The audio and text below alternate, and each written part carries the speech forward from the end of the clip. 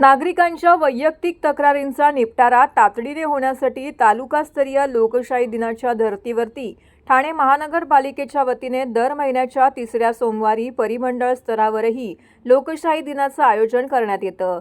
त्यानुसार 21 सप्टेंबर 2026 रोजी परिमंडळ लोकशाही दिन साजरा होणार आहे। या लोकशाही दिनासाठी नागरिकांनी आपली निवेदनं 7 सप्टेंबर पूर्वी सादर करण्याचं आवाहन ठाणे महानगरपालिकेच्या वतीने करण्यात आलेलं आहे। नागरिकांनी आपली निवेदनं परिमंडळ 1 कळवा मुंब्रा दिवा प्रभाग समिती उपायुक्त कार्यालय, परिमंडळ 2 नौपाडा प्रभाग समिती कार्यालय ठाणे, परिमंडळ 3 उथळसर वर्तकनगर लोकमान्य सावरकर नगर माजीवाडा मानपाडा प्रभाग समिती अंतर्गत तर नागरिकांनी प्रथमतः परिमंडळ लोकशाही दिनामध्ये अर्ज दाखल करावेत।